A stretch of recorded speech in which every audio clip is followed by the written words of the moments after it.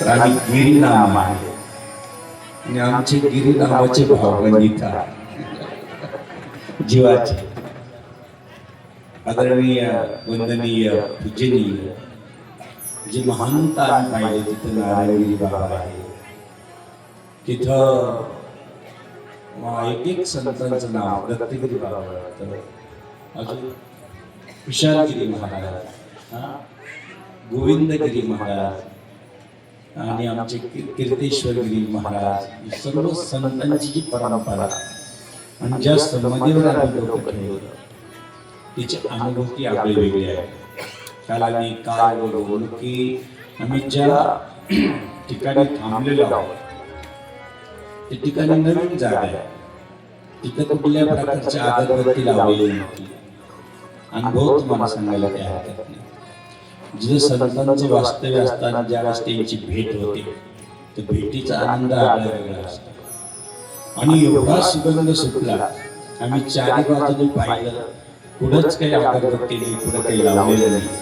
आम्हाला नक्कीच कळालं की इथं महाराज आमचे कीर्तेश्वर बाबा आपल्या भेटत आहे. काय आहे काय नाही आहे, खोलीत काही आम्ही ठेवलं की नाही, 2 वेळेस करावं.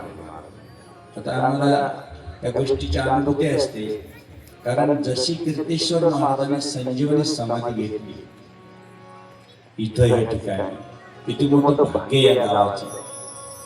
तसंच आम्ही उफखेडला चाळीसगाव तालुक्यामध्ये 51 दिवस एकांतात बसलेलो, पूर्ण एकांतात.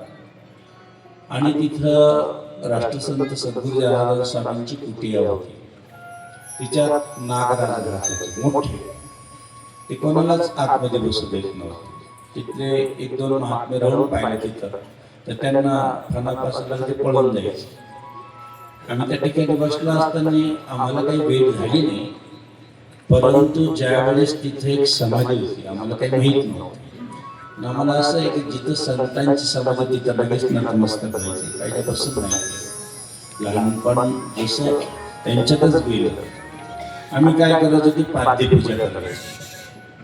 आणि मग त्यानंतर 3ऱ्या 4थ्या दिवशी 5व्या दिवशी त्या समाधीतले महात्मा बाहेर आणि सांगितलं तिथं काय पूजा करता, माझ्या दोन्ही पूजा पायाची पूजा करा. म्हटलं महाराज तुम्ही बाकीचं नका विचारू. त्यावेळेस त्यांनी डोक्यावर राहत, आम्ही काही एकही ग्रंथ वाचलेला नाही, रामायण वाचलेलं नाही, महापुराण वाचलेलं नाही, कुठल्याही ग्रंथाला वाचायला वेळच नाही. एवढं मोठं व्याप आमच्या मागे. आखाड्याचं तर आहे, परंतु बाबाजींच्या परिवारामध्ये जवळजवळ काही कोटी लोक आहेत आणि म्हणून वेळ नव्हता. त्यांच्याकडे महाराज म्हणून दुसऱ्या दिवशी लोकांना विचारलं इथे एक समाधी आहे, पवनी भालचंद्र स्वामींची आहे. लाल बहादूर शास्त्रींनी त्यांना भारतात 1 नंबरचं सोन्याचं मेडल दिलं, एवढं विशाल. आणि त्यांनी तो आशीर्वाद दिल्यानंतर मग आम्हाला कळालं, त्यानंतर आम्हाला तुम्हाला समोर सांगतो की आम्हाला कधी वाचायला लागलं नाही, त्यांनी आशीर्वाद दिलेले आणि जनार्दन स्वामींनी आशीर्वाद आपुलिया बळे नाही मी बोलत, आपुलिया बळे नाही मी बोलत, आपुलिया बळे नाही मी बोलत, आपुलिया बळे नाही मी बोलत. सखा कृपावंत वाजाची, सखा कृपावंत वाजाची, वाजाची साळुंगी मंजुळ बोलत सेवा, साळुंगी मंजुळ बोलत सेवा. अशा संतांची प्रत्येक ठिकाणी आशीर्वाद घ्यावा लागतो. आज आपल्या ज्या गादीवरती एवढे मोठे संत आहेत, नरेंद्रगिरीजी महाराज आमच्याकडे आले होते. बाबा एवढा मोठा कार्यक्रम म्हणजे तुम्ही आले ना तर आम्हाला यायचं, तुमच्यासाठी यायचं. आणि त्यांच्याकडे बघितल्या आमचं मन होतं. नाहीतर असे 5-50 गावची मंडळी होते, ते म्हणायचे आम्हाला कार्यक्रम द्या, त्या त्यांना सगळ्या बाजूला दिलं, बाबाचा हात धरला, बाजूला नेलं, बाबा तुमचा कार्यक्रम फिक्स म्हणलं, तुम्हाला तुमच्यासाठी नरेंद्र महाराजांचं पाहिलं आणि त्यांच्याच नंतर आम्हाला एवढी शांती प्रज्ञ जशी एकनाथ बाबा आहे आणि शांतिगिरी बाबा आम्हाला इथे भेटले, त्यांचे टाळ्याचे गजर स्वागत केले. बरोबर शक्ती मंडळेश्वर नक्कीच फार मोठ्या पदावर येतील, कारण आखाड्याची दृष्टी आता त्यांच्यावर पडली, याचा अर्थ आम्ही त्यांना आखाड्यात घोटला. आणि म्हणून दुसरे महाराज आहे आपले समाधान महाराज, म्हणजे अगदी समाधान येते, मस्त आहे आणि खूप आनंद आहे, आपल्याला उपस्थित राहते, काय नाही. अशी दोन महात्मा एक आपल्या गावाला मिळाले, त्यांचा आपण टाळ्याच्या गजरात स्वागत करू. सर्व ग्रामस्थ भाई भक्तगण, माता भगिनी आणि या ठिकाणी आमचं भजनी मंडळ, या महाराज आमचे दत्त महाराज, हरिभक्त परायण, ईश्वर महाराज, मेघने सर, चंद्रदादा, दोन्ही चंद्रदादा आहेत, आमचा ऋषी, सर्वांचं टाळ्याच्या गजरात स्वागत. ही कथा आहे शिव महापुराण, ज्या बाबाजींनी आयोजित केली 50 वर्ष. थोडं गोड असं सुवर्ण महोत्सवी कार्यक्रमात बाबांनी आम्हाला इथे बोलवलं. विशेष म्हणजे त्यांची ख्याती ऐकून तर आम्ही बोलून गेलो. जशी जनार्दन स्वामींची ख्याती आहे तशी आपल्या बाबांची ख्याती आहे. लक्षात खूप मोठी ख्याती आहे. कुठं तपश्चर्या केली असेल, कुठं थांबले असतील ते त्यांना माहिती. आणि विशेष तर मला सांगू की जिथं नदीला पाणी आलं नाही, प्रत्येक जण सांगत होते, आणि ते पाणी आता गावात शिरणार, तर बाबांनी काय नाही त्या नदीची, गंगामायाची पूजा केली इथल्या, आणि पाणी काही मिनिटात आपल्या रस्त्याला लागू गेलं. म्हणजे नदीलाही वाट दाखवणारे इथले मोठे संत, म्हणजे पंचमहाभूताशी कोणीच झटू शकत नाही, बरोबर आहे की नाही. पण पंचमहाभूताला बदलण्याची शक्ती फक्त संतातच असतात. म्हणून असे संत आपल्या गावात आहेत आणि तुमची सर्वांची श्रद्धा त्या समाजावर आहे. गावातला एकही माणूस असं नाही दिसलं की ते तिथं जात नाही नमस्कार. पूर्ण जण खूप फक्त बाबा सांगेल ती पूर्व दिशा असल्यामुळं संतांचं, सत्पुरुषांचं आणि संन्यासाचं छत्र छायाखाली गाव आहे. म्हणून सुखाचा संसार. तुम्ही सनकादिक संत, तुम्ही सनकादिक संत, तुम्ही सनकादिक संत, तुम्ही सनकादिक संत, मनवीत कृपावंत, मनवीत कृपावंत, एवढा केला उपकार, एवढा केला उपकार, मनवीत कृपावंत, मनवीत कृपावंत, एवढा केला उपकार, एवढा केला उपकार. म्हणून आपण शिव महापुराण कथेकडे वळूया. काल आपण महात्म्य बघितलं, महाराजांचं काल गोड कीर्तन झालं. खूप आनंद वाटला. अशी विद्वान महात्मा आपल्या गावाला मिळाले आणि विशेष स्वदेशी पूज्यते राजा, विद्वान सर्वत्र पूज्यते, विश्वामध्ये पूजलं जातं. आणि म्हणून आपलं भाग्य आहे. जसं काल आपण देव दत्त नावाचं सुंदर असं कथन आपण केलं, तसं आज चंचुला आणि एक बिंदू, दोघे खूप सुंदर संसार करतात. पण ते गावच असं होतं की त्या गावात देव नव्हतं, मंदिरच नव्हतं. गाव ब्राह्मणच पण मंदिर नाही. म्हणजे याचा अर्थ त्या गावात धर्मच नव्हता, त्या गावात कर्म चांगलं नव्हतं, त्या गावात वर्म चांगलं नव्हतं. याचा अर्थ संस्कार नव्हते. पूर्ण जीवन आपलं फक्त जगावं, खावं पिवं, जीवन जगावं, जसं पशुसारखं जीवन लक्षात. त्यामध्ये चंचुला आणि बिंदू, हा बिंदू फार अवघड. जीवन जगताना काहीच पाहायचं नाही. एक दिवस बाईल असावी सद्गुणी, पुरुष असावा देव द्यावा लक्षात ठेवा. बाईल जर सद्गुणी असेल तर पुरुष देव द्यायला पाहिजे, तर संसार सुखाचा होतो. त्याला म्हणतात की अवघाची संसार सुखाचा करीना, आनंद भरीन तिन्ही व्हावा. संसार सुखाचा व्हावा. जसं आपण शेमीच्या झाडाखालून थोडीशी माती आणतो आणि त्यानंतर थोडीशी जी माती आहे मंदार म्हणजेच रुईचं झाड, त्याच्या खालची माती आणायची. त्याचं पार्थिव शिवलिंग बनवायचं, मातीचं शिवलिंग बनवायचं. बारकाईने आहे कसं मातीचं शिवलिंग बनवायचं, ज्याचं जीवनामध्ये भाग्योदय व्हावं असं वाटत असेल, मनोकामना पूर्ण व्हावी असं वाटत असेल, तर ते शिवलिंग घेऊन यायचं. म्हणजे दोन्ही माती एकत्र घेऊन यायची, एकत्र करून त्याचं सुंदर असं शिवलिंग बनवायचं झाडामध्ये.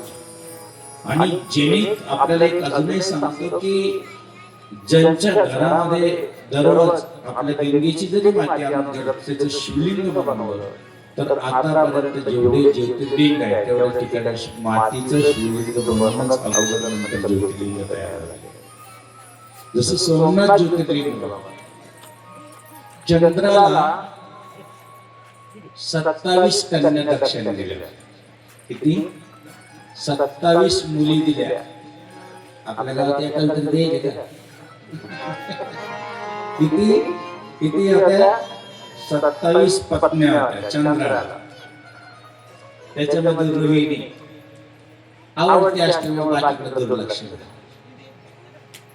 मग बाकीकडचं दुर्लक्ष झाल्यामुळं वर्ष 2 वर्ष कशी तरी त्यांनी काढले, रडत डोळ्यात पाणी आणून. पण शेवटी लेकी अशा असतात की आपल्या पित्याला सगळं सहज लय भरून आता सांगणार. कारण लहानची मोठी घरात झालेली असते, ज्यावेळेस तिला वाटी लावायचं ना त्यावेळेस तो बाप किती कठोर असला तर रडतो.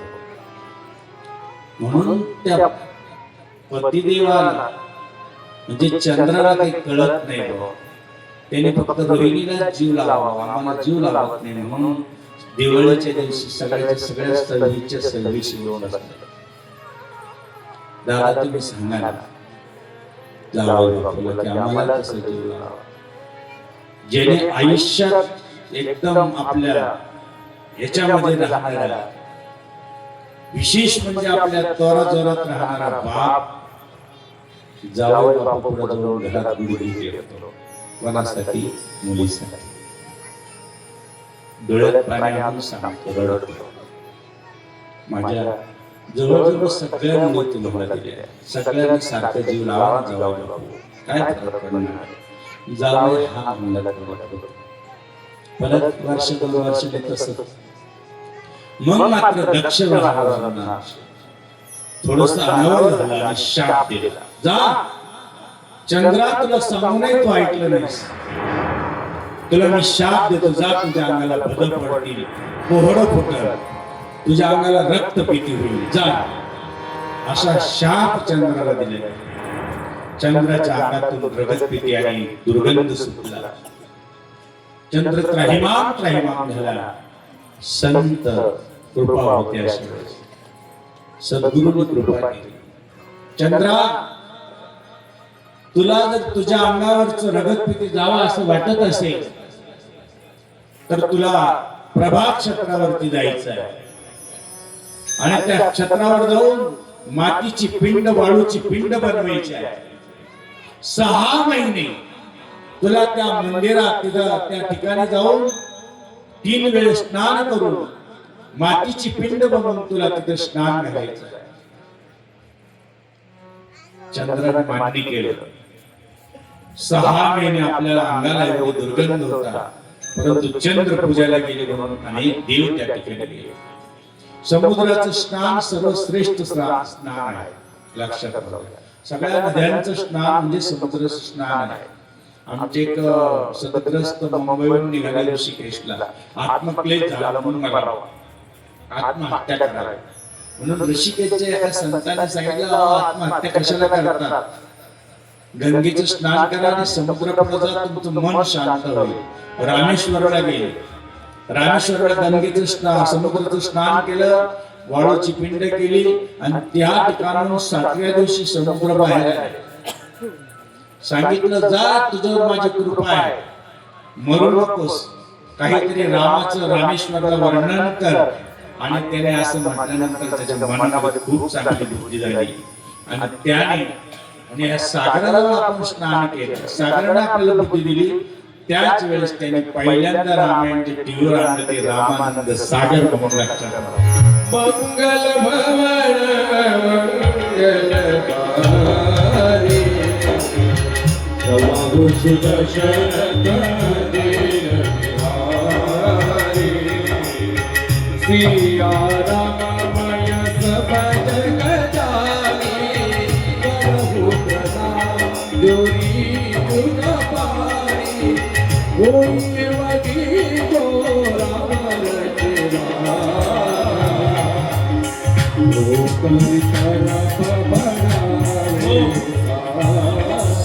समुद्र स्नान एकदा तरी व्हायला पाहिजे, नाहीतरी परवानीला ते या आमच्याकडे त्र्यंबकला परवानी कुंभमेळ्याची महाराजांसमोर या, महाराज येणार आहे.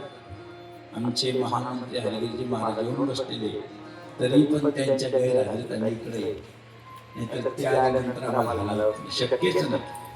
महाराजांच्या समोरून इकडे येणं आणि अगोदरच कार्यक्रम मिळाल्यामुळं आस्ती तिथं आम्ही इथे. आणि म्हणून समुद्राच्या ठिकाणी प्रभा क्षेत्रावर चंद्र पूजा करतोय. 6 महिन्यानं जिथं वाळूची पिंड बनवली होती, त्या पिंडीतून माझा भोले बाबा प्रगट झाले आणि चंद्राला आशीर्वाद दिले. चंद्रा काय झालं? चंद्राला सांगितलं, गती कृपा दृष्टीने खूप निहाळ, चंद्रकुंड तयार केलं, स्नान झालं, चंद्राचा अंगावरचं सर्व चर्म रोग बरा झाला. आणि चंद्रा तू पौर्णिमेला पूर्ण होशील आणि आमुष्याला 15 दिवसाची कालावधी. पण त्याने सांगितलं, ठीक आहे, कमीत कमी देवा माझा रोग तर गेला, परंतु तू ह्या पूजेमुळे जर माझा रोग गेला असेल, या मातीच्या शिवलिंगामुळे जर एवढं शक्ती याच्यात निर्माण होत असेल, तर देवा तुम्ही ज्योतिर्मय याच ठिकाणी कायम राहावं अशी माझी इच्छा आहे. मला तुम्ही कायम दर्शन द्यावं, जगाचं कल्याण करावं. माझ्यासारखे रोगी कितीतरी तुमच्याकडे येतील, तुम्ही त्यांचाही बरा करावं म्हणून तुम्ही इथंच थांबा. म्हणून पहिलं ज्योतिर्लिंग चंद्रामुळे जिथं निर्माण झाला, चंद्राच्या नावानं, त्यांचं नाव आहे सोमनाथ भगवान शंकरा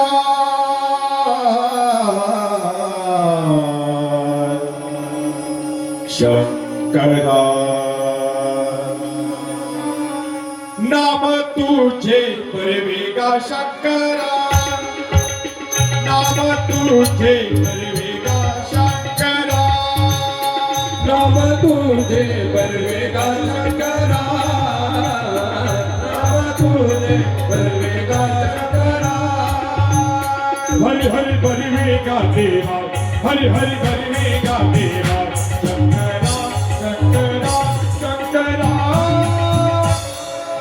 नाम तुझे परवेगा शंकरा, नाम तुझे बलवेगा शंकरा, नाम तुझे बलवेगा शंकरा. गाईला ऐकिला होय वैष्णवागरी, गाईला ऐकिला होय वैष्णवागरी. शिवनामे करिले एनो किती, शिवनामे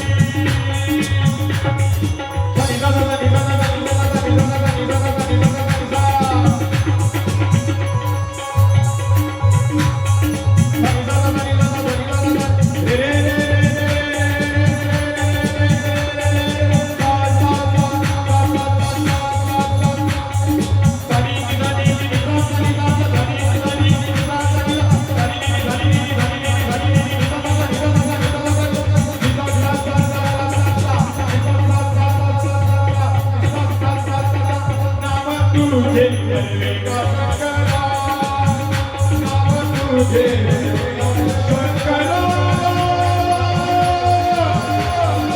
शंकरा,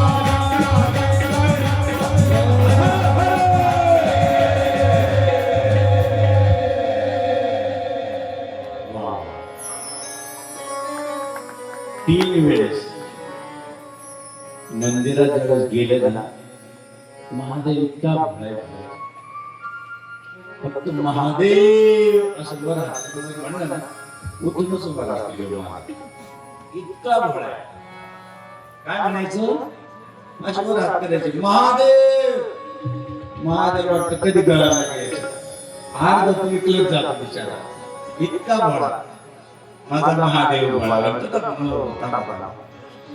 दुसऱ्या वेळेस जर म्हटलं ना महादेव दिसता असं खांद्यावर धोक काय असं वाटतं महादेव आणि तिसऱ्या वेळेस जर महादेव म्हटलं जसं एकदा पार्वती जवळ बसलेले ते महादेव आणि महादेवाला अचानक असं टाच वर करून असं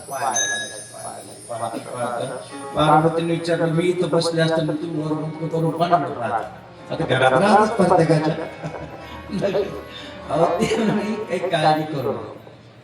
माझं भक्त म्हणून येईल ना मग भक्त म्हणे असं काय त्या भक्ताकडे तुम्ही त्याची वाट पाहताय म्हणे पार्वती त्यांनी कपाळाला भस्म लावले किंवा कपाळाला बुक्का लावले लक्षात कपाळासाठी दिलेले असते म्हणून आम्हाला जास्तीत जास्त बाबा या बीड उस्मानाबाद इकडच्या भागात आहे ना प्रत्येकाच्या कपाळाला टिळा लावला आम्हाला स्वाभिमान वाटतो तुमच्या खूप सारं कारण पंढरपूरचा पांडुरंग तुमच्या अतिशय जवळ आहे आवडे देवासी तो एक प्रकार, आवडे देवासी तो एक प्रकार, आवडे देवासी ऐका तो प्रकार, आवडे देवासी ऐका तो प्रकार, नामाचा उच्चार रात्रंदिवस, नामाचा उच्चार रात्रंदिवस, तुळशी बाळगला गोपीचंद्र टीला, तुळशी बाळगला गोपीचंद्र टीला, हृदय कळवळा वैष्णवाचा, हृदय कळवळा वैष्णवाचा, तुळशी बाळगला गोपीचंद्र टीला, तुळशी बाळगला गोपीचंद्र टीला. कपाळाला ज्याला गंध आहे ते लावलं पाहिजे लावलंच पाहिजे कपाळ खाली ठेवून म्हणून महादेवाकडे जाताना त्रिपुंड लावलं पाहिजे भस्म तीन रेषा ब्रह्म विष्णू महेश्वर तीन रेषा पाहिलं ना तुमच्या कपाळाला भस्म महादेवाने खुश गळ्यात रुद्राक्षाची माळ किंवा तुळशीची माळ पाहिजे बरं ज्याच्या गळ्यात पट्टा आहे ना त्याला मालक असतो ज्याची बिगर पट्ट्याची फिरू द्या मालक मालक पाहिजे ना कोणीतरी मालक पाहिजे मालक लक्षात ठेवा जनार्दन स्वामी सांगितलं गावात खूप कुत्रे दिसायला आणि ते खूपच येड्याने करायला लागले ते आले पोलीस तासात बाळा घालायला लागले एकाला गोळी घालताय त्याला नका मारू म्हणजे काय त्याला पट्टा आहे मालक आहे त्याला मारते येणार म्हणजे ज्याला मालक आहे त्याला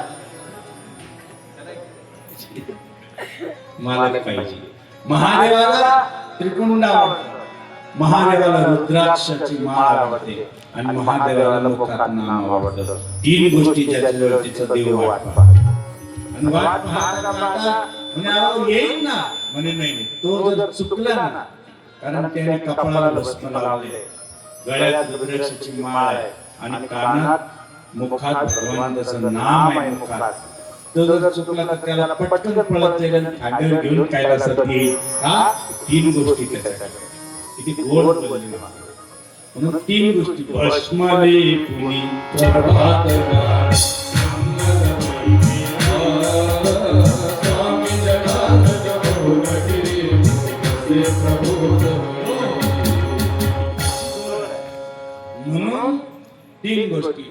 एकदा असं जर कदाचित नाही जर तुम्हाला जमलं तर आंब्याची पानं असतात, खाली जर पडलेली असली तर 21 पानं वेचायची, त्याचं भस्म तयार करायचं. ज्याला खुजली असेल, ज्याला कोहड असेल, ज्याला अंगावरचे कोणताही रोग असेल, जन्मरोग, त्याच्यासाठी लक्षात करून बघा. आंब्याची पानं 21 गळालेली आणायची, उचलून त्याचं भस्म तयार करायचं. ते भस्म भगवान शंकराच्या पिंडीला चोळायचं, परत आपल्या याच्यावर घालून टाकायचं. त्याच्यात लागलं तर गौरीची, गायीची गौरीची राख किंवा उघड्यातलं खज्जरी देखील एकत्र करायचं आणि आपल्या अंगाला दररोज लावून पहा किती 3ऱ्या-4थ्या दिवशी फरक पडतो. म्हणजे या आंब्याला ज्यावेळेस कामदेव त्या आंब्यावर बसला होता त्यावेळेस आंबा जळाला होता. काय जळाला होता त्याच्या संग? आंबा 3ऱ्या नेत्रातून जळाला होता. भगवान शंकरा सांगितलं सगळ्या फळांचा राजा तू बनणार आंबा, आणि तुझं लाकूड ज्यावेळेस नवचंडी यज्ञ होईल, घरामध्ये वास्तुशांती होईल, आणि जो कोणी तुझं लाकूड त्या यज्ञात टाकेल, बारकाईने ऐका, त्याला गोडे. एक एक शब्द तुम्ही ज्यावेळेस नवचंडी करता, वास्तुशांती करता, त्यात आंब्याचं लाकूड जर असेल तर त्या घरात मी आयुष्यभर बाहेरची कुठलीही बाधा होऊ देणार नाही, त्या वास्तूचा दोष तुरंत निघून जाईल. म्हणून आंब्याचं लाकूड टाकायचं. भगवान शंकराने वरदान दिलेलं आंब्याला, आणि त्याच आंब्याचे पान त्याला किती महत्त्व आहे. ऐकताय सर्व? लक्ष आहे सर्व? लक्ष द्यावं. कधी काय गाडी पुढे जाईल सांगता येणार, परत येईल. परंतु परमेश्वर कुठून काय, म्हणून आंब्याचं एकच सूत्र आहे. आणि ज्या वेळेस आपण असं करतो, तुम्हाला सांगत होतो ना सुरुवातीला की एकतर रुईच्या पानाचं खालचं, झाडाचं खालची माती, आणि जे मंदार, ज्याला आपण रुई आणि हे म्हणतो शेमी, दोघांची माती एकत्र घ्यायची, त्याची पिंड बनवायची आणि तुपाचा दिवा तिथे लावायचा. नमस्कार करायचा, काय व्हायचं ते व्हायची, पूजा करायची, परत नमस्कार, अशी 2-4 दिवस भगवंताची एवढी कृपा होईल. एकदा काय झालं, आपण जिथं राहतो त्याची किंमत कळत नाही. याचं नाव होतं, तुम्हाला माहिती आहे, दानच्या, पण कधीच दान केलं नाही. पण इथले वैशिष्ट्य इथं कधीच दान मागावं लागत नाही. प्रत्येक जण जर गाडीवर जमा येतो, या गावाचं कौतुक आहे. त्या गावाला सांगावं लागत नाही, प्रत्येकाने मागायचीच गरज नाही, प्रत्येक जण जातून जमा करून येतो. कारण इथली महती वेगळी आहे. पण तो दानच्या गंगेवर राहायचा. गंगेवर राहत असताना पत्नीला सांगितलं, महाशिवरात्री जा, स्नान करून या. तो म्हणणे की ते बाबा महाशिव राहतात, दान करावं लागतं, त्याच्यामुळे स्नान नाही करावं. आता गंगा जवळ आहे, पत्नीने सांगितलं पुढे जा, डोंगर घाट आहे, तिथं मुलगी जवळ, तिथं जा, तिथं कोण येणार आहे, जा तिथं. ते गेलं, पहाटेच 3ला गेलं, धावपळ करीत गेलं. आता भोलेबाबाची नगरी आहे ती, बडी नगरी, जशी कृष्णाची नगरी आहे तशी ती भोलेबाबाची नगरी, ती त्रिशूळावर आहे. दूर नगरी ही कशावर आहे? त्रिशूळावर आहे, पृथ्वीवर नाही. काशी त्रिशूळावर आहे आणि चंद्रावर पंढरपूर आहे. दोन्ही सारखे सारखे, दोन्ही सारखे सारखे. त्रिशूळावरी काशीपुरी, त्रिशूळावरी काशीपुरी, चंद्रावर पंढरी, हो चंद्रावर पंढरी. दोन्ही सारखे सारखे, विश्वनाथ सखे. चंचुला आणि हे ब्राह्मण दोघं तरी आयुष्यात भक्ती केलेली महापुराण कथेतली आहे. शिव महापुराण खूप लक्ष देऊन ऐका आणि अतिशय व्याविचार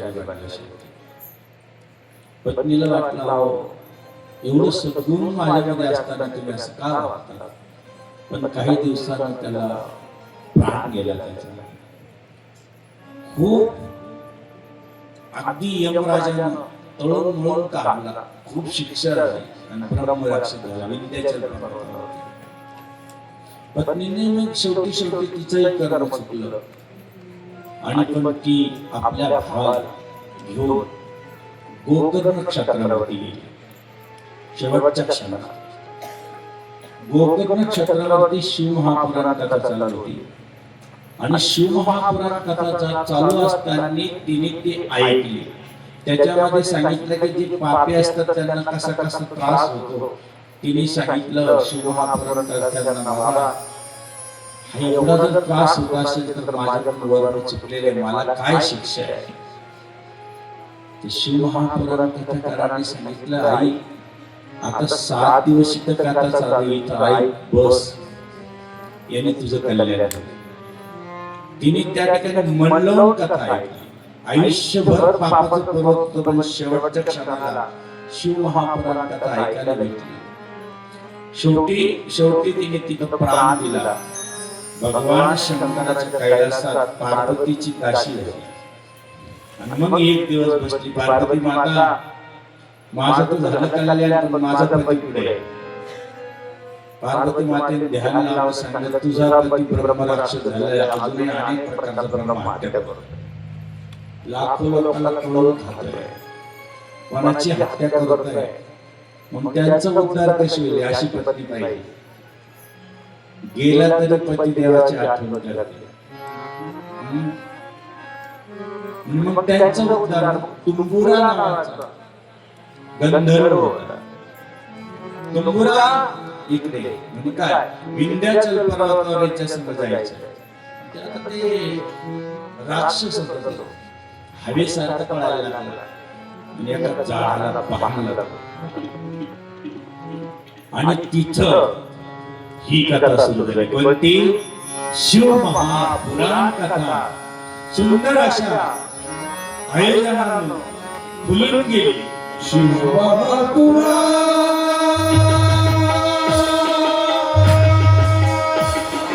शिव महापुराण शिव महापुराण शिव महापुराण भक्ती और शक्ति भाई वरदान भक्ती और शक्ति भाई वरदान जो सुने लोग गाए जो सुने लोग गाए शिव महापुराण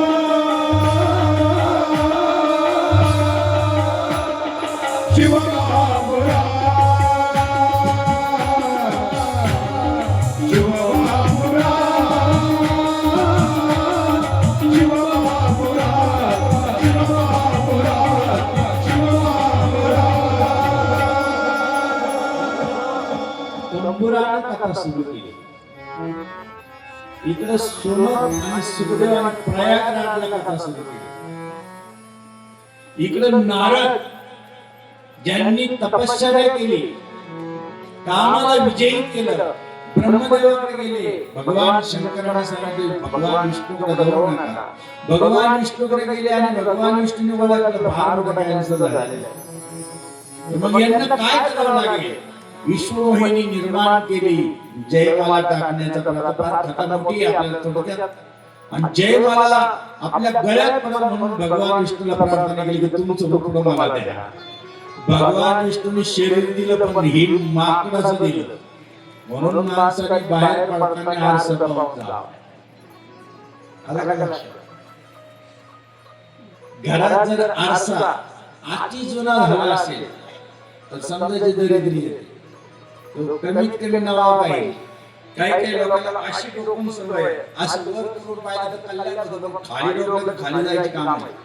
आरशात कसं डोकं तेही माहिती पाहिजे आणि तो कोणत्या दिशेला पाहिजे तेही माहिती पाहिजे. आरसा लावायचं तरी कोणत्या दिशेला झाडू कधी कधी आपण इकडून घरातून झाडात बाहेर नेतो लक्ष्मी बाहेर काढून देतो असं नाही सांगितलं त्या दरवाजापासून लक्ष्मीला झाडीत झाडीत आपल्या हात आणावं असं सांगितले आता खूप काही सांगायचंय पण पहिला दुसरा दिवस आणि तुमच्यासाठी आम्ही फक्त 5 दिवस दिले लक्षात ठेवा 5 दिवसात काय करायचं म्हणून इकडे तुंबुरानं कथा सुरू केली ब्रह्मराक्षसासाठी इकडे नारदीचं वर्ण चुकलं जय महाराज माझ्या गळ्यात घालणार परंतु संत जिथं बघतात ना माया तिथून पाठ फिरवते माया तिकडे जात नाही येणे टाच वरून करून करून पाहिलं तर माझ्या गळ्यात का मारणी टाकली इथं 2 शिवगर बसले होते ना अखेर तोंड तर पाहायचं ना नारद राग जा तुम्ही राक्षस म्हणून त्या 2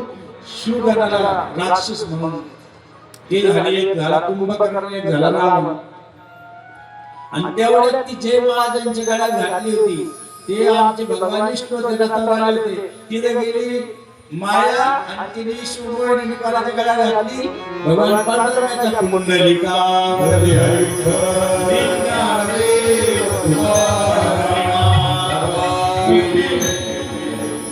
माळा घातल्या असा राग आला नारदाला रथ येऊ दिला सांगितलं एक तुम्हाला रूप बदलून टाकलं रूप दिलं दुसरी गोष्ट माझ्या गळ्यात माळ घातली तर तुमच्या गळ्यात घातली आता तुम्हाला जसं मला स्त्रीच्या विरहानं तडफडावं लागलं तसं तुम्हाला तडफडावं लागलं एक रूप रामाचं घ्यावं लागलं सीतामाईसाठी विरह लक्षात कथा किती गोड आहे त्यावेळेस झालं तसं परंतु सांगितलं 108 वेळेस मोजून शिव्या दिली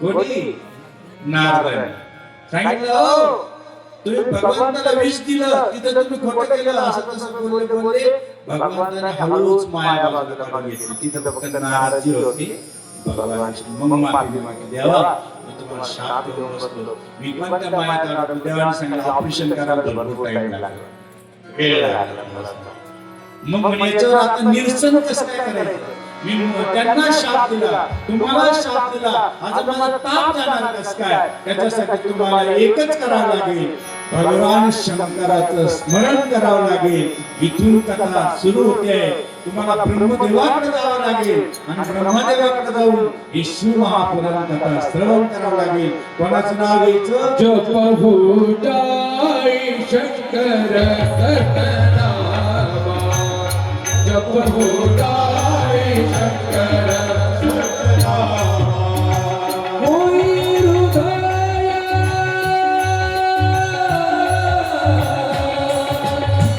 होई हृदय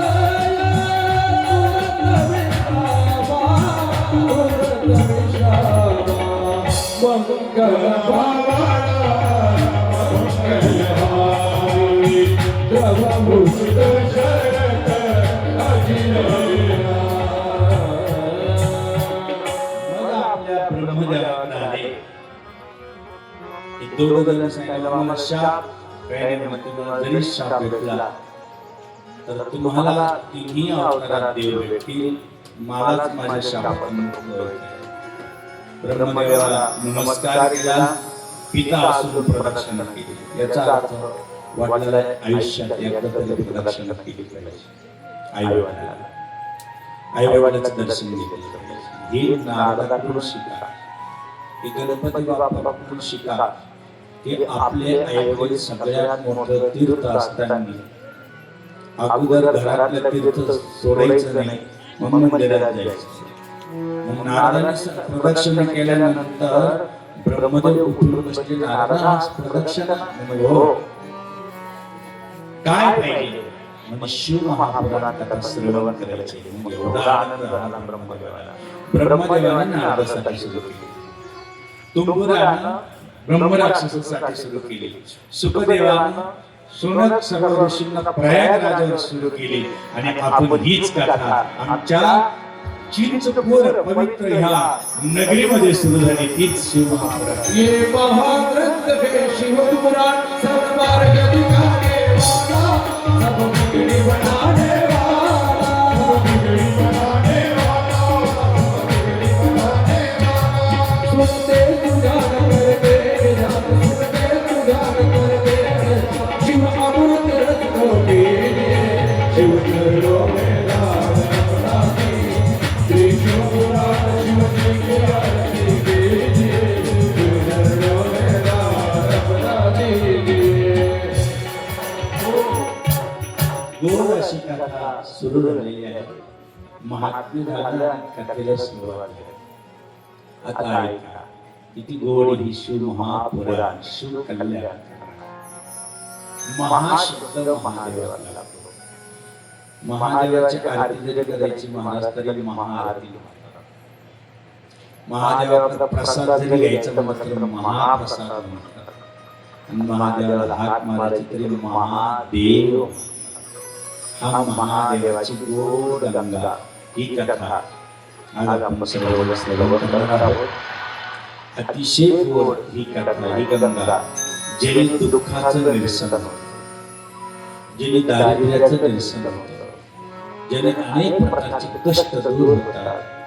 सर्व तीर्थ सर्व नद्या सर्व देव या कथेत न सांगता येऊन असतात. ती कथा म्हणजे शिव. शिव कथा शशी किरण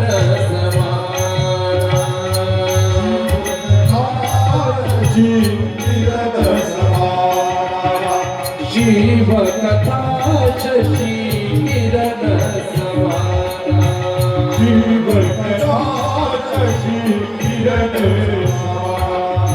संतत पारा जय कर पारा संतत पारा जय कर पारा शिव कथा शशी किरण शिव कथा शशी किरण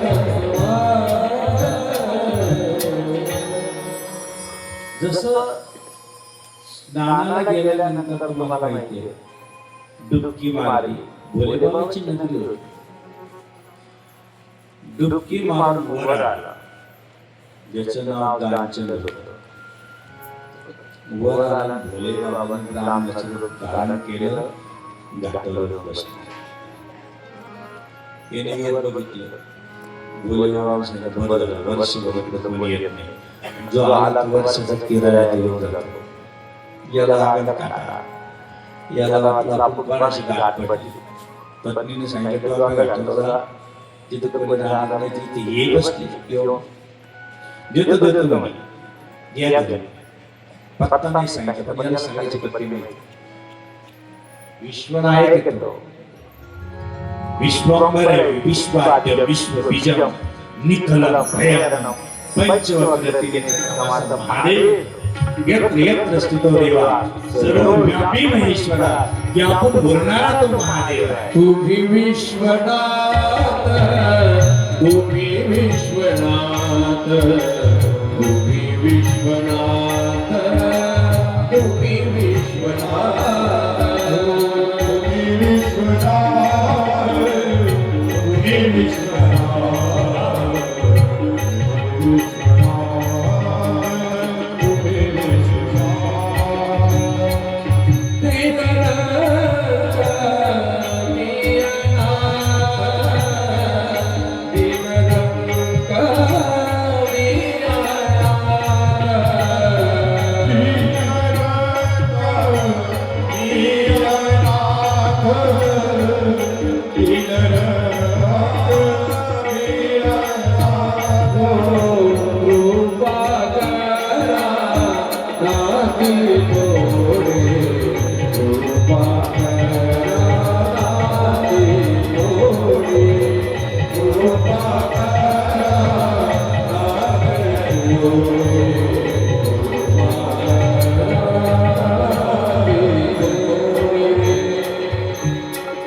विश्वनाथ म्हटलेलं आहे त्याला.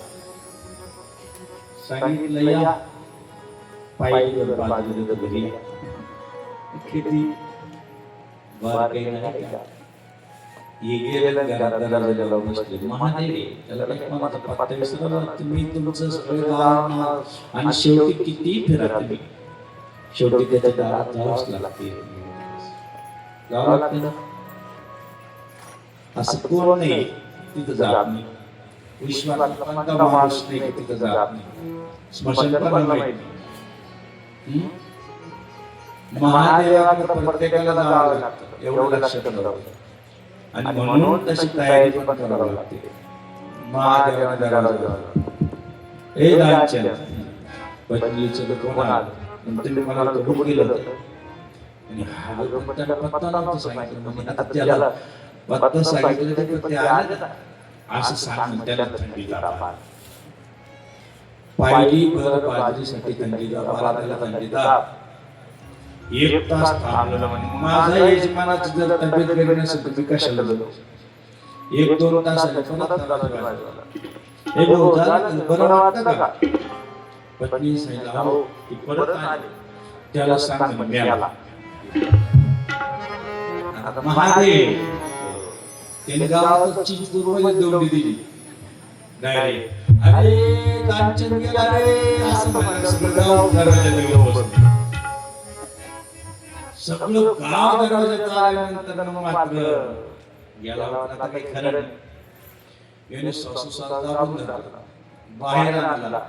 बरं माणूस जिवंतपणे एवढं बांधित मेल्यात लय बांधित जरा तू काही कुठं पळणार काय आंबुटे बांध हे बांध लय जाम बांधतात त्याला.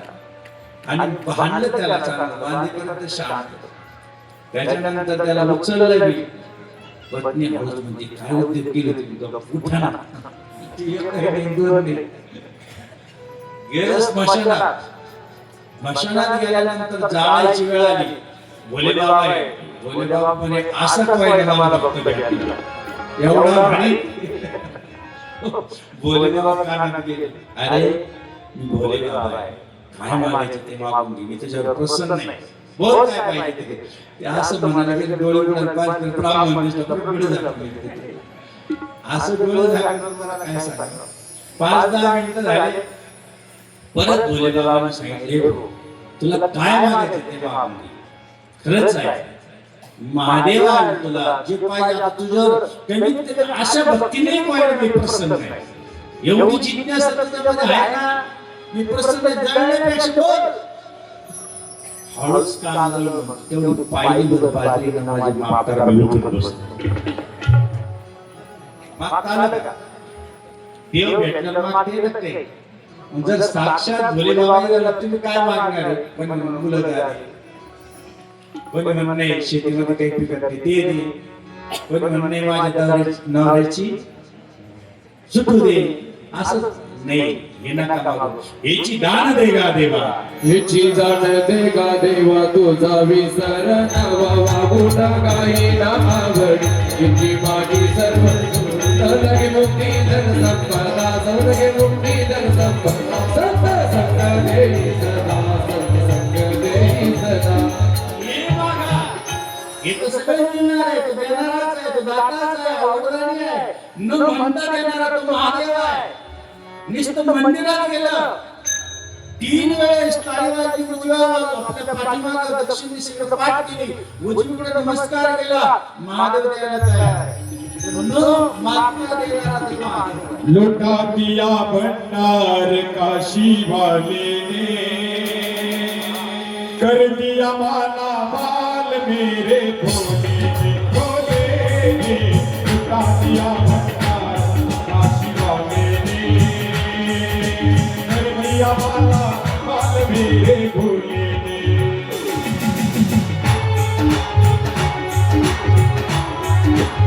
जय भोले.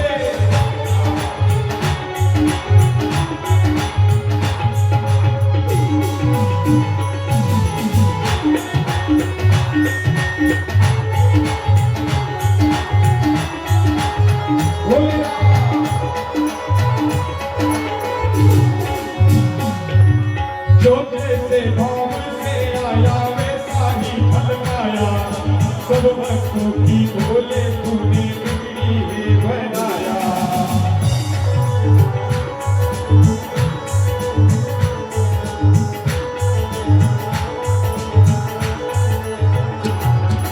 तेरी शरण में आकर तेरी शरण में आकर मेरा पार हुआ. तेरी शरण में आकर मेरा पार हुआ.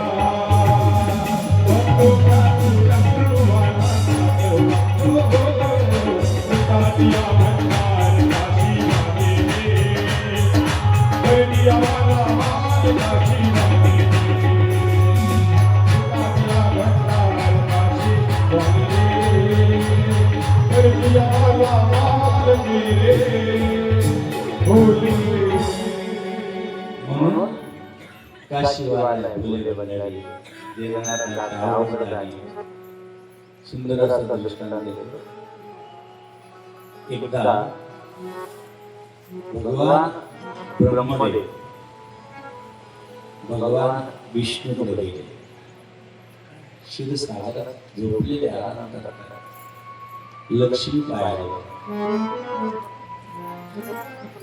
ब्रह्मदेवाला वाटलं माझं एवढं वय झालं आणि भगवान विष्णू मस्त क्षीरसागर माझं वय कमीत कमी पित्या समान मी पिता समान हो म्हणे भगवान विष्णू तुम्ही माझं स्वागत पण नाही करत काय भगवान विष्णू सांगितलं ब्रह्मदेवा तुम्ही माझे पुत्र आहात माझ्या नाभीपासून कमळापासून तुमचा त्याचा जन्म झाला हा गोड कथा आहे. शिवलिंगाची पूजा कधीपासून सुरुवात झाली त्याची कथा आहे. अतिशय गोड आहे ऐकण्यासाठी ब्रह्मदेवाला थोडंसं वाईट वाटलं अरे माझे ते डोळे झाले तुमच्या अजून काळच आणि तुम्ही म्हणता की मला तुम्ही माझे पुत्र आहात थोडंसं दोन शब्द झाले थोडंसं वाकयुद्ध झालं दोघांचं युद्ध हे होणार तर भगवान शंकर स्तंभ रूपात दोघांची मध्ये सुरू होणार आहे उंच स्तंभ बांधतो असा स्तंभ उभा राहिल्यानंतर ब्रह्मदेवाला त्या स्तंभातून आकाश पडायला ब्रह्मदेवाच मी मुकुटमणी पाहून आणि भगवान विष्णू तुम्ही चरण कमल पहा भगवान विष्णू गुडघ्यापर्यंत गेले असतील गणपती बाप्पाने सांगितलं जिथं आधी नाहीये आणि अंत नाहीये तुम्ही जाऊ नका तुम्ही जिथं तुम्हाला स्तंभ दिसेल तिथं जाऊ नका कारण किती तळापर्यंत गेल्यानंतर आदिनाथ जिथं आई माहित नाही बाप माहित नाही काहीच माहित नाही तुम्ही पुढे शोधायला चालले त्यांचं गोत्र कुळ काही आणि म्हणून तळापर्यंत जाऊ नका भगवान विष्णूने तिथंच भजन करत बसले हे गेल्यावरती काही काळापासून केतकी खाली येत होतं केतकी नावाचं युगापासून खाली येत होतं ब्रह्मदेवाने कुठून येतोय म्हणजे मलाच कळत नाही कुठून येतोय पण भोलेनाथ बाबाची सेवा करता करता येतोय म्हणे खाली काहीतरी युग झाले म्हणे मग असं कर मला साक्षी दे मी निर्माण केलेलं काय साक्षी द्यायची भगवान शंकराचं मुकुट म्हणे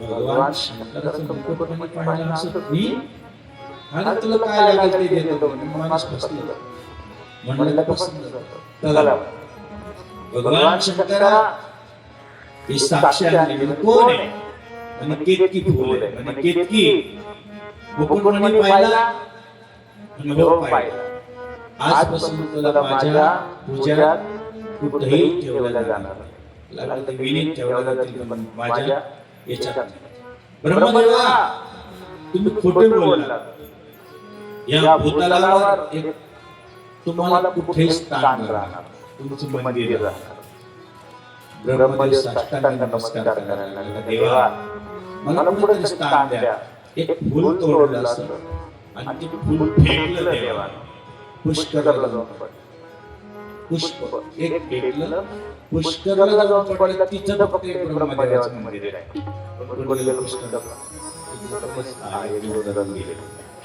तिथं फक्त ब्रह्मदेवाची पूजा होते ब्रह्मदेवाला एवढंच मला म्हणजे आज जिथे यज्ञ होईल ब्रह्मार्पण ब्रह्महवी ब्रह्मागमो ब्रह्मणावतम ब्रह्मेव तेन गंतव्य ब्रह्मकर्म समाधिना प्रत्येक ठिकाणी तुझं नाव घेतलं जाईल ब्राह्मणाकडून पूजा केल्या जाईल तिथं मान तुला म्हणून यज्ञात ब्रह्मकर्म नाव जातलं तिथं मान दिलं ब्रह्मजा ठीक आहे म्हणून भगवान विष्णू तुकडं पाहिजे देवा तुम्ही एवढे सात्विक आहात सत्य आहात आजपासून गावागावात तुमचं मंदिर आज ह्या युगात राम होणार पुढच्या युगात कृष्ण होणार मध्ये युगात कोण होईल सांगता पण प्रत्येक ठिकाणी वैष्णवामध्ये महावैष्णव होईल आणि रात्रंदिवस तुमचं भजन करेल भजन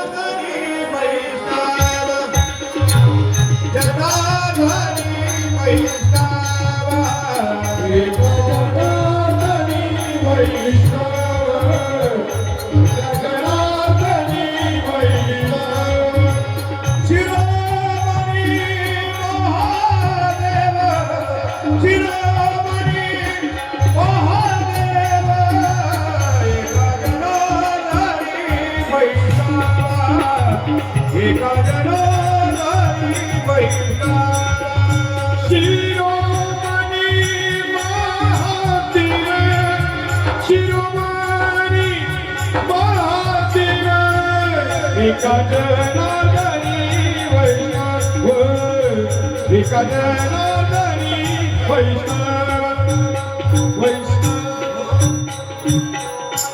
एकाच खरा वैष्णव महादेव शिरोमणी वैष्णवामध्ये खरा वैष्णव झाला आणि दरवेळेस पूजा करायला राम जगदीश सदाशिव भजन करी महादेव रात्रंदिवस भजन करायला देवा युग तुमचीच पूजा होईल तुमचाच मान राहील आणि सगळ्या गावात सप्त्याच्या निमित्तानं तुम्हीच कोणी दिलाय अहो एकदा सहज भगवान विष्णू पूजेला बसले मन पूजेला बसल्यानंतर एक त्या वेळेला झाड नव्हतं पूजेला 108 बेल वाहते आपलं कमळाचे फुलं वाहते देवाने अचानक एक कमळ लपवून ठेवलं देवाला कमळ फार आवडतं देवाला शिमी फार आवडते देवाला रुईची फुलं फार आवडतात महादेवाला देवाला बेल 6 महिने तेच पाहिजे तरी आवडतं म्हणजे नाही तोडलं तरी आवडतं एवढं भोले बाबा आहे म्हणजे तेच बोलायचं नाही तर चिचून घ्यायचं तिथंच व्हायचं तरी नको इतका मंदार पुष्प बहुपुष्प सुपूजिता तस्मै नकारा नमः शिवाय मंदाकिनी सलिल चंदन चंदिता नंदेश्वर प्रथमा नाम महेश्वर मंदार पुष्प बहुपुष्प सुपूजिता तस्मै नकाराय नमः शिवाय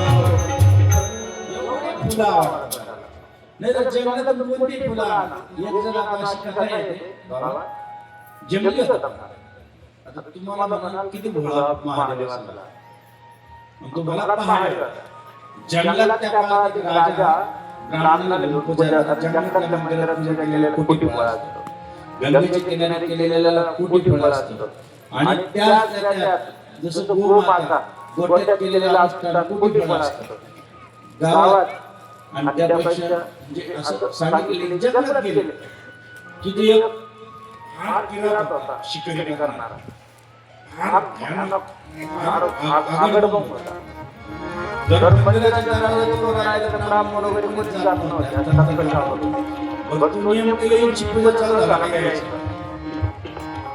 हे तर गावाची सगळी अशी काय पण तिची जागा खूप लागली त्याला परंतु यायचं तर यायचा जे काही मारलेलं असेल ते महादेवाला वाहून आता इकडची पूजा आहे किती भोळा असेल एक दिवस असं झालं सगळे ब्राह्मण सुरू करायला काय सगळं कष्ट होते महादेवाचे पिंड ते काय वाहते जे आले ते त्याच्यावर टाकतोय आणि ते बडबड चालायचे मोठ्याने धाव करायला लागायचे ज्याच्या डोळ्यात पाणी येतं त्याची खरी भक्ती म्हणायची लक्षात राहा धडाधडायचा असा थरथर कापायचं देवाला काय त्याच्या भाषेत बोलायचं हे पाहत राहायचं एक दिवस असा उजाडला ही सगळे त्याला नारा धरायला लागले ही काय पूजा चालली महादेवाच्या किती दूध टाकतो दही टाकतो हे काय टाकतोय ते देवाला महादेवाला वाटलं हे खरे ते हे खरे भक्त कोणता खरा एक दिवस महादेवाने ठरवलं फक्त असं दगड हालवला त्यावेळेस पाहायला दगड होते एक दगड हालायला लागला गडगड ब्राह्मणाने राजाकडे असं बोट केलं दगड पडतोय राजाने पाहता काय चला पटकन पण हे आगडबंब जीव शिकतो याला वरून कोण जाईल एकाची ताकद होती त्याला हात लावायची सगळे घाबरले रस्ताच मिळाला त्याला जोपर्यंत तो रस्ता देत नाही तोपर्यंत जाऊ शकत नाही त्याने पाहिले सहज पूजा करता करता भाळूर झालेला होता भाळूर झाल्यामुळे त्याने पाहिला वरून दगड पडतोय आपण मिळालो चालेल पण आपला देव मिळाला नाही पाहिजे याला म्हणजे रस्ता त्या देवावर आडवा पडला देवा दगड पडायचे तर माझ्यावर पडू दे पण माझ्या महादेवाला धक्का लागता कामा नये असं म्हणल्यानंतर त्या पिंडीतून महादेव प्रकट झाला आणि त्याच्या डोक्यावर हात ठेवला बाकीचे ब्राह्मण हे देवा एकच म्हणजे तुम्हाला कसं कळणार नाही भक्त आहे सदा जगी उदास फक्त ऐसे जाना दे देगी उदास वक्त ऐसे जाना हो वक्त ऐसे जाना दे उदास केले आशा पाश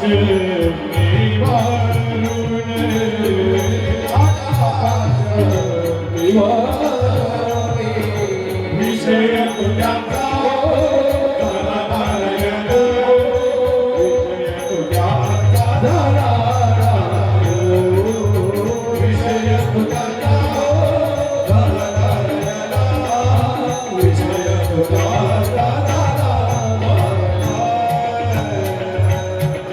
ज्यावेळेस ते स्तब्ध निघालं आणि शांत झालं त्यावेळेस ते शिवलिंग बनलं. तो दिवस होता शिवरात्र. लक्षात ठेवा. आणि त्या दिवशी ब्रह्मदेवानं भगवान विष्णूने पूजा केली. तो दिवस होता शिवरात्र. म्हणून 12 महिने शिवरात्र येतात.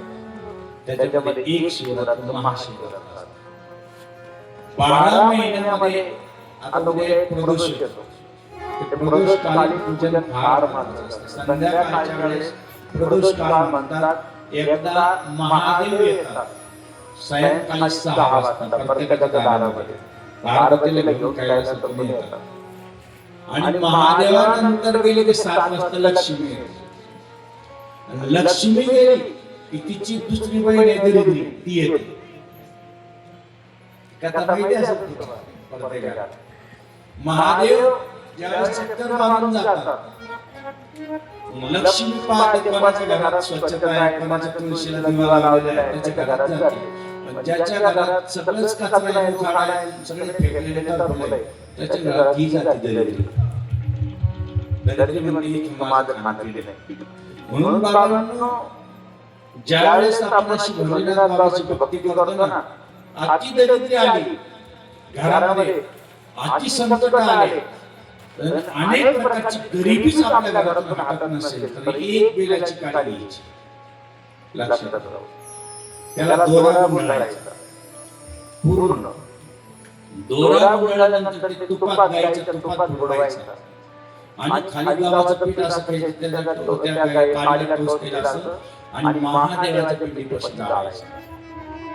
घरात गरिबी राहूच शकत नाही. हे व्यासपीठावर तुम्हाला सांगतो. ती करायला पाहिजे. प्रदोष काली संध्याकाळच्या वेळेस उद्या प्रदोष आहे. करून पहा. जसं भगवान विष्णूला प्रसन्न करायचं असेल तर तुळशीची वाळलेली काठी घ्यायची, त्याला दोरा गुंडाळायचा आणि त्याला तुपात बुडवायचं आणि भगवान विष्णू पुढं पांडुरंगा पुढं तेवढी फक्त तुळशीची काठी जाळून पहा. भगवान पांडुरंग भरून सहस्र दीपे दीप कैसी प्रकाशली प्रभा कैसी प्रकाशली प्रभा उदळला दृशा गगना आली शोभा. सहस्र दीपे दीप कैसी प्रकाशली प्रभा कैसी प्रकाशली प्रभा उदळला दृशा गगना आली शोभा.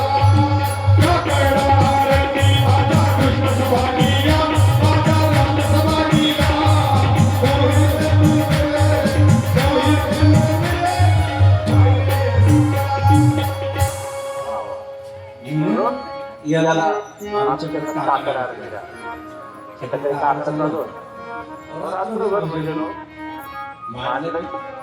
बाबांच्या आमच्या गावाचं 11 वाजता कीर्तन आटोपलं म्हणलं. 11 वाजता सुरू झालं. ते जवळ 3 वाजेपर्यंत चाललं बाबा. 3 वाजता ते वाजून जाते तर काकड्यावाले आले. जिथं रात्र दिवस भजन होतं त्या ठिकाणी काय कमी पडणार. आणि आमचे बाबा एका बारी म्हणजे ती अशी मोरीची हे असते ना, त्याच्यातून प्रवेश करून गेले होते आपले बाबा. काय असेल ती शक्ती. म्हणजे एकदम पवित्र आहे. ज्यावेळेस स्त्रीजटा वगैरे होत्या त्या सगळ्या रक्षण करण्यासाठी तर मारुतीरायाला सांगितलं एवढं पण मारुतीराया कशी झाली होती, शिष्म झाली होती, बारीक. बरोबर आहे. किती गोड. तसे आमचे बाबा पण सूक्ष्म झाले. जे आपल्या समाधी संजीवनी समाधी आहे त्यांनी एकदा असं बारीक सूक्ष्मयाच्यातून प्रवेश केला. म्हणजे किती मोठी शक्ती असेल अंगाला काटा येतो. असे महापुरुष, असे एक सत्पुरुष, असे तपोनिधी संत आपल्या गावात ज्यांची समाधी आहे. आपलं गाव किती भाग्यवान असेल. समण्या महिमा संतांचा डोहे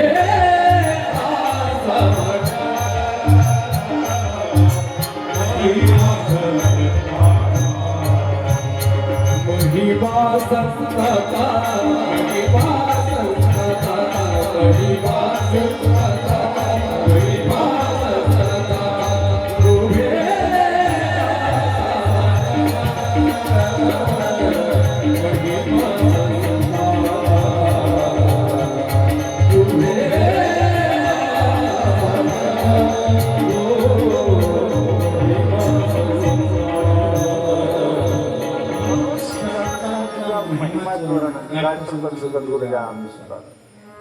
त्यांनी सुद्धा 14 वर्ष तपस्या केली.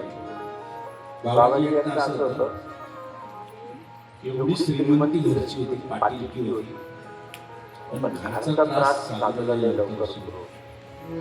जेवढे जेवढे संत झाले घरात खूप त्रास. शेवटी ते एका वाण्याची तगडी म्हणून राहिले. जगन्नाथ स्वामी वाण्याची तगडी म्हणून असताना इतके प्रामाणिक होते. मोसंबीच्या बागाला पाणी भरत होते, ते मोसंबी तोडत नव्हते. एकादशीचा दिवस होता आणि ती शंकर स्वामीची वारी कधी चुकत नव्हती. तिथं निळोबा आणि तुकाराम महाराजांचा जो विना आजही शंकर स्वामी तिथली वारी ती कधी चुकत नव्हती. पंढरपूरची वारी बाबाजी कधी चुकत नव्हते. एवढंच का, एकदा वाण्याची इथून पांडुरंगाला घेऊन आली मूर्ती. एकादशीला जाता येणार नसतील तर काका मला माझा पांडुरंग इथंच बसवायचा आहे. दुकान होती, त्या दुकानात पांडुरंगाचं मंदिर केलं, तिथं बसवलं. श्रीधर काकांनी सांगितलं, बाबाजी तुम्ही जर पांडुरंगाला इथं आणलं तर आम्हाला साक्ष द्या पंढरीचा पांडुरंग कसा आला. त्यांनी सांगितलं, जसं चितपूरमध्ये या चिंचपूरमध्ये जसं रात्रभर भजन झालं तसं माझ्यासंग भजन करा. रात्रभर भजन केलं आणि पहाटे 3 वाजता असा घंटा लावला होता. असं बोट केलं, हा जर घंटा वाजवला तर माझा पांडुरंग या मूर्तीत आला म्हणून समजायचा. पहाटे 3 वाजता 1 तास घंटा वाजत होता आणि हे सगळं गाव नमस्कार करीत होतं जगन्नाथ. एवढी मोठी शक्ती जनार्दन स्वामींची. ते जनार्दन स्वामी असतं एका मुसंबीला पाणी भरत होते. 11 वाजता दूध काढलं आणि गड्याला सांगितलं, गड्या तुला जायचं ना, तू जा. तो गडीत तमाशात जाऊन बसला आणि बाबाजीला त्या कीर्तनात जाऊन काय घ्यायची आवड. बाबाजी भजन पण फार गोड करत होते. पाण्यात द्वारका विठो बसरका हो विठो बसरका अशी बाबाजी ज्या वेळेस कीर्तनात जाते म्हणून रडायला लागले. त्या मुसंबीच्या झाडात आळ्याला खाली पडले. तेवढ्यात त्यांची शेड आले. हो त्यास नारायण म्हणायचे बाबाजी, ते खाल्लं का? नाही, एकादशी काही खाल्लं नाही. मुसंबी तोडायची ना, देवाच्या आज्ञेने मी घरी आहे, मी कशी मुसंबी तोडू. एवढा त्याग होता, त्याला काही माफ नाही तोडली. म्हणजे मग माझ्या हातून तोडून देऊ का? तुमची आज्ञा असेल तर द्या. आणि त्या अशा कुडकुड करून बसले. तिथं शेठचा एक भाऊ जवळ 10 ते 20 किलोमीटर गाव असेल, त्या गावात कीर्तनाला गेलेला होता. तेवढ्यात गडीत तिकडून आला. त्या शेठला सांगितलं, शेठ आपलं ऐकलं नाही, मुसंबीला पाणी भरायच्या ऐवजी हा नारायण हा जनार्दन बघ कीर्तनात येऊन बघायला. तुमचं ऐकलं नाही. आणि एका भावाला पुढे दिसला, मळ्यात दिसला. म्हणजे जणू बाबा एका गावाला त्या पाणी भरताना दिसतोय, त्या कुंडीत झोपताना दिसतोय आणि एकाला कीर्तनात दिसतोय. दोघा भावांनी सकाळी विचार केला तर तुला कुठं दिसते म्हणे मी कीर्तनात पाहिजे आणि तुला कुठं दिसते म्हणे मी त्या मुसलमीच्या आळ्यात पाहिजे. दोघांनी एकत्र विचार केला. जसं श्रीखंडाच्या रूपात जवळजवळ 12-14 वर्ष एकनाथ घराच्या इथं एकनाथ स्वामींचं पाणी भरलं, तसं आपल्या इथं पाणी भरतोय. याला 14 एकर जागा बक्षीस देऊन टाकलं. बाबाच्या नावाने 14 एकर जागा. बाबांनी ते गाव सोडून दिलं. एवढं उद्या म्हणणं नका कुठं नव्हतं. एकनाथाचं रूपाला आपल्याला कळतं. किती गोड आहे. जे जनार्दन स्वामी सांगते साक्षात भोळा हा शंकर स्वामी जनार्दन, भोळा हा शंकर स्वामी शंकर स्वामी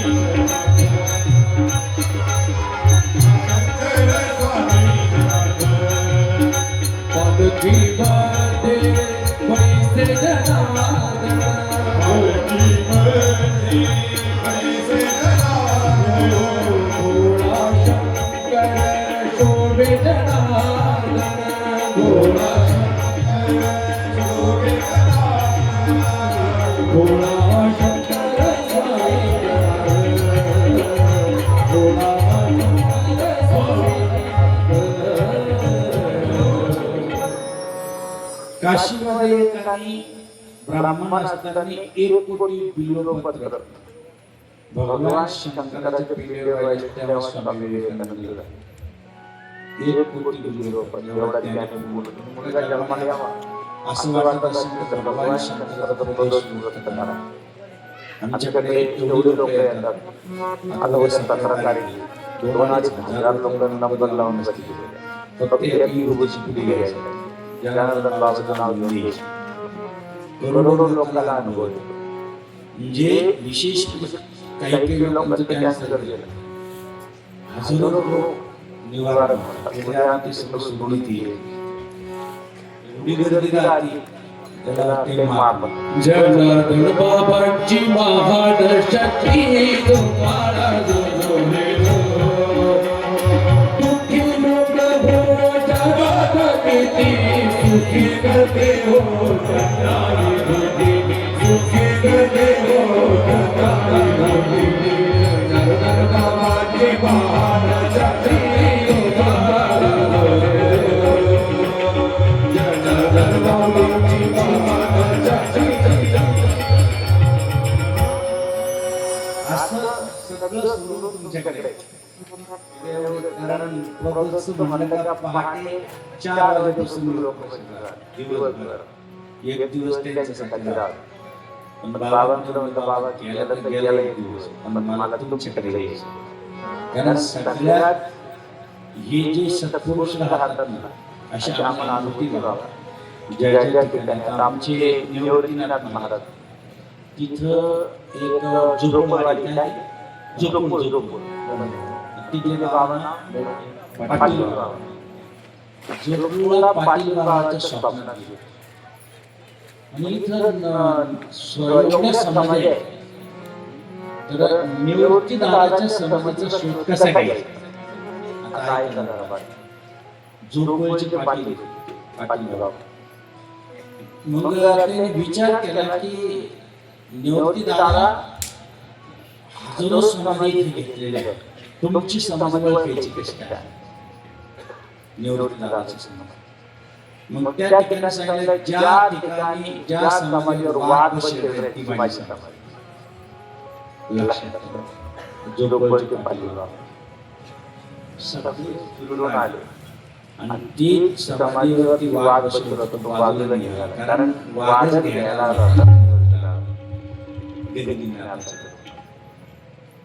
ब्रह्मगिरीची भावी जला प्रदक्षिणा जरी घडे हो तैतया कष्टी नवनव चरणी रुक्ती घडे हो नवनव विशेष किलबिश अवघे दासी घडे हो केवळ तो शूरपी काळ.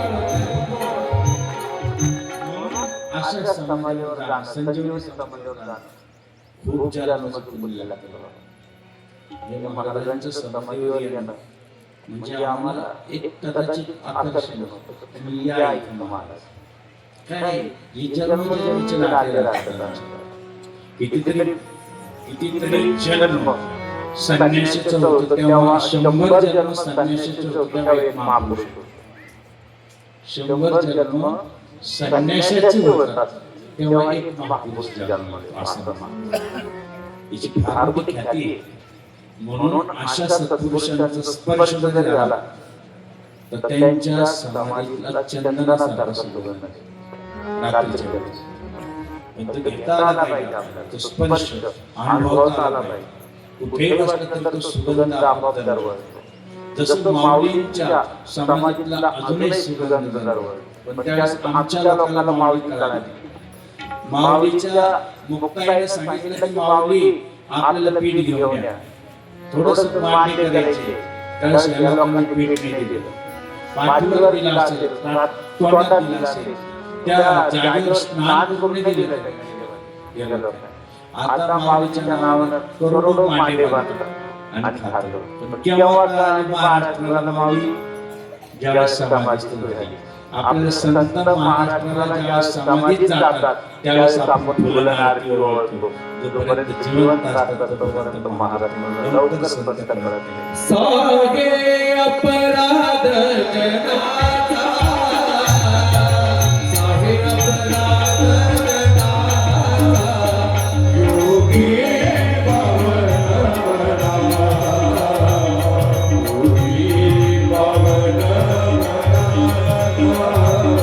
योगी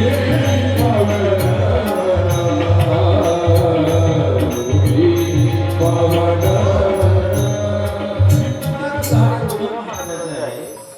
आपण तांब्याच्या पात्रात एक रात्रभर ठेवलं आणि त्याचं सकाळी 3 वेळेस नुसतं आचमन केलं.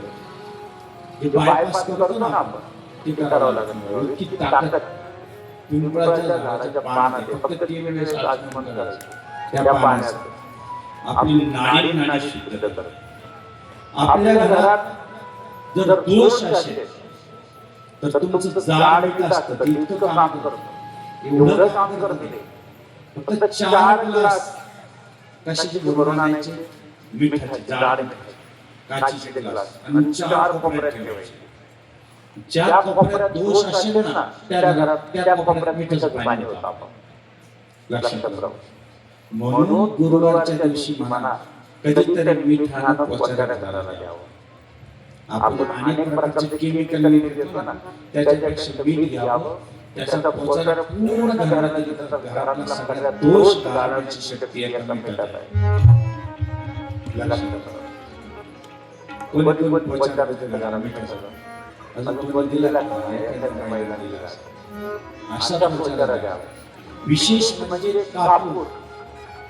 जर आपल्या घरामध्ये थोडंसं जर भीमसेन नावाचा कापूर असला फिरवला आपण आरतीवर जसं पूर्ण आरती केली आणि एक फूल पूर्ण पूजा केली आणि पुष्पांजलीचे एक फूल देवाला वाहिलं तर सगळ्या पूजा केल्याचं फूल एका पुष्पांजलीचे मात्र. म्हणून तुम्हाला जसं आपल्या घरामध्ये चांदणीचं झाड असतं बाबा, चांदणी आरोग्य असते, सत्यता असते, अशी पाकळ्या असतात. चांदणी जाळवायची 12 सोमवार 12 चांदण्याची फुलं घ्यायची. ओम शिवाय बशी हा मंत्र काय म्हणायचा? ओम शिवाय बशी हा मंत्र म्हणून 12 वेळेस म्हणायचा. 12 सोमवार करायचे. 13 सोमवारी तुमचं सगळं काम झालेलं एवढं बोले एवढं गोड चिंतन याच्यात आहे. उद्यापासून सांगू. परंतु एवढंच या ठिकाणी सांगायचं आहे की इतकं सुंदर ही कथा ही गंगा जसं एखाद्या जणाला जायला तू प्रयत्न केले महादेवाची पूजा केली, महादेव प्रकट झाला काशीमध्ये. बोल काय पाहिजे म्हणे? मला मुलगा पाहिजे. आयुष्य त्याला गेले. तो नसताना मागितलं त्याला भगवान नाही पण आयुष्य त्याला 12 वर्ष झाले आणि 13 वर्षाने आई रडायला लागली. आईला विचारलं, आई का रडतेस गं? म्हणे अरे तुला नवसाच आहे. बोले बाबा तुला 14 वर्ष दिलेले. भोले बाबांनी दिलेले ना पाहून घेऊ. 14 वर्षातले 40 दिवस बाकी राहिले फक्त 4 दिवस. मग काय काय मग रडायला लागले. आपल्याला इथून गेले जातात. तेवढ्यात एक संत आले काशीच्या घाटावर ब्रह्मदेवाला घेऊन जा, याला बसवा. जर संतांनी आशीर्वाद दिला ना याचं कल्याण.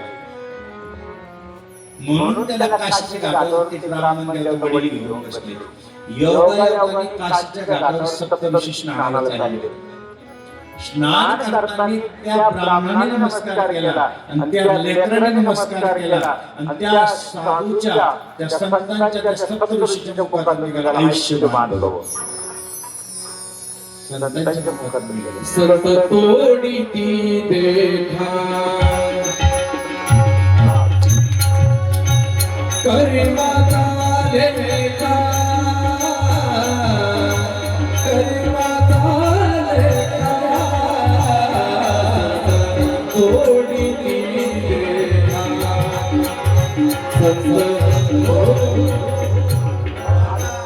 ब्राह्मण देवाला सप्तऋषी तुम्ही शाप दिला पण त्याला आता 2 दिवस शिल्लक आहे.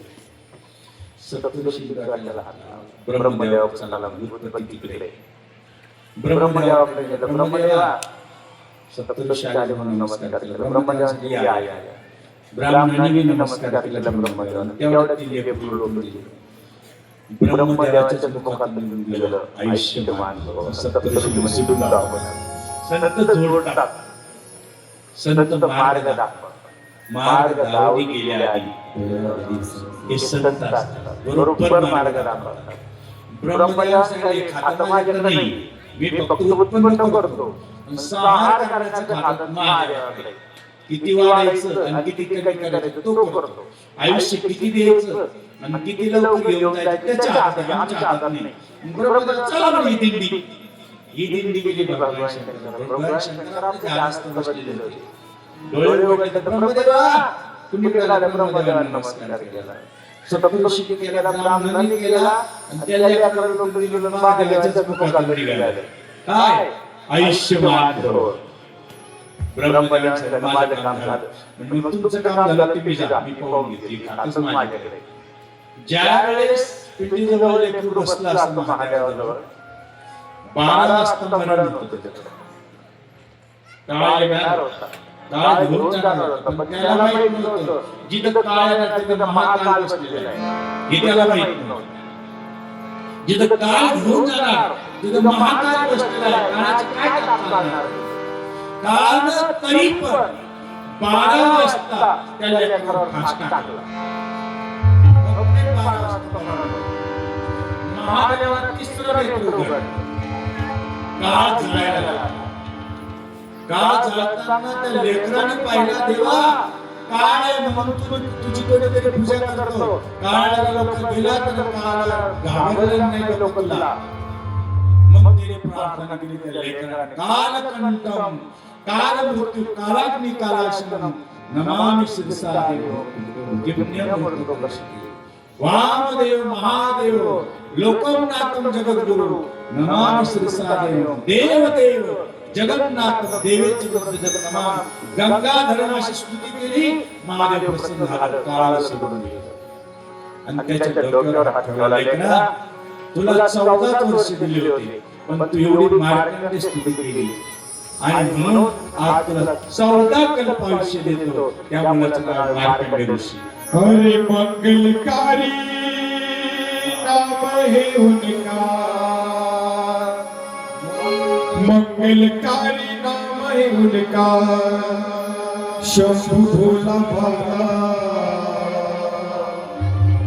शिव शंकर रखवाला मेरा, शिव शंकर रखवाला, शिव शंकर रखवाला मेरा, शिव शंकर रखवाला, शिव शंकर रे रखवाला मेरा, शिव शंकर रखवाला, शिव शंकर रखवाला मेरा, शिव शंकर रखवाला। मंगलकारी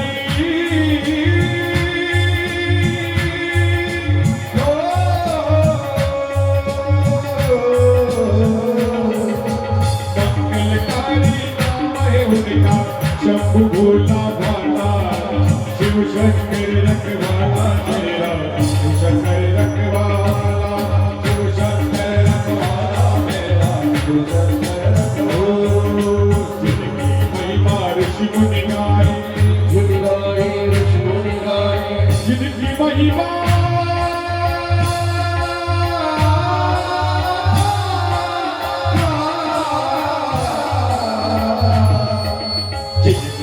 महिमा ऋषि मुनि गाए योगी जिनका ध्यान लगावे जिनकी महिमा ऋषि मुनि गाए योगी जिनका ध्यान लगाए मन उनका मत वाला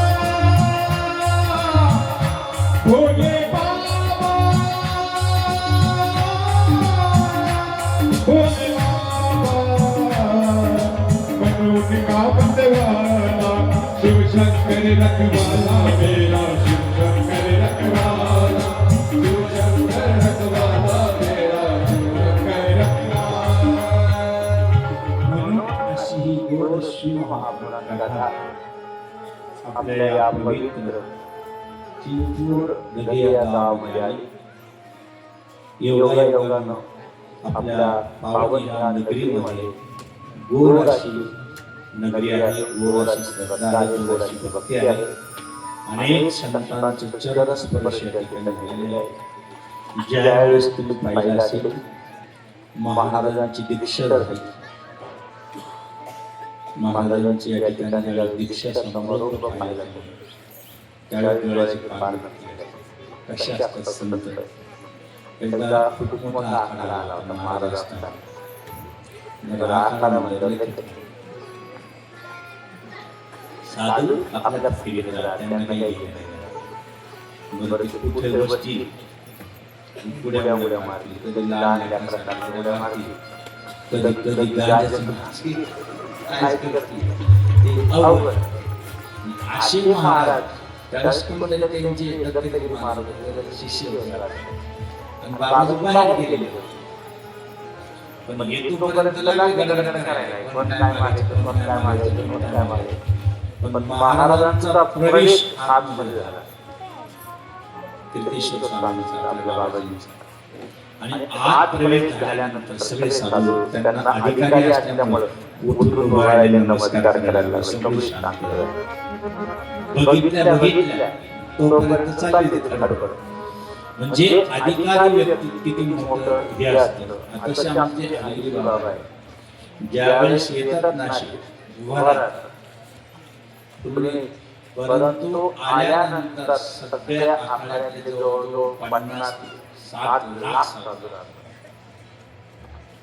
निष्ठाची उभा राहिले ना, असं पाहिलं ना सगळ्या काय ते करायचं. एक साधू म्हणजे हाती आहे, करोडो साधू या काळात सांभाळतात. कुंभमेळ्यात येऊन बघा, अक्षरशः डोळ्याचे पारण होतात. कारण हा कुंभ आपलं महाराष्ट्र एवढं भाग्यवान आहे, तुम्हाला सांगतो. एकच महिना उज्जैनला लागतो बाबाजी, एकच महिना हरिद्वारला असतो, एकच महिना प्रयागराजला राहतो. पण गोदावरी विशाल सगळ्यात मोठी बहीण, तिने सांगितलं मला एक महिना चालणार नाही. सगळ्या देवांनी, सगळ्या तीर्थांनी एका ठिकाणी थांबायचं. यायचं असेल तर 1 वर्ष या. किती वर्ष? काय गोदावरी विशाल 1 वर्ष कुठंच तीर्थ राहत नाही. पण त्या तीर्थाला जाण्याचा अर्थ 1 वर्ष गंगा आमच्या आपली गोदावरी माईपासून तर पैठणपर्यंत सगळे तीर्थ येऊन शकतात. म्हणून तुम्ही कुशवार्तापासून तर पैठणपर्यंत जरी स्नान केलं तरी परवडी स्नानाचं पुण्य तुम्हाला लाभतं. सगळ्या तीर्थांचं सगळे देव तुम्हाला भेटतात. एवढं महत्व आपल्याकडे आपल्या कुंभमेळ्याचं आहे. म्हणून तुम्हाला एक तरी दिवस त्र्यंबकला, एक परवणीला तरी या, अशी सगळ्यांना आमंत्रण आहे. एकदा तरी कुंभमेळा डोळ्याने पहा आणि साधू स्नान करा. कारण ती गंगा सुद्धा वाट पाहते, हे साधू संत कधी स्नान करतील माझ्या, कधी मला स्पर्श करतील. म्हणून कोणी हिमालयातून उदयाला राहतं, कोणी आगेच असतात, काय आपलं गोदवेला नाचते, हसे युक्त उमाबाई, सगळं सैन्य असतं. थाटमाट पाहिलं तर तुमच्या डोळ्याचे पार पडतील. काय असतं ते?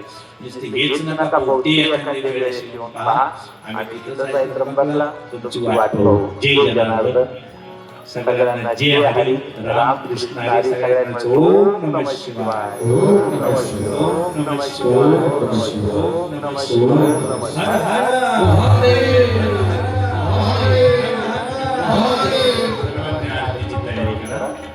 महाआरतीची तयारी करायची. सर्वांनी जागा महासारखा महाराष्ट्र जागेवर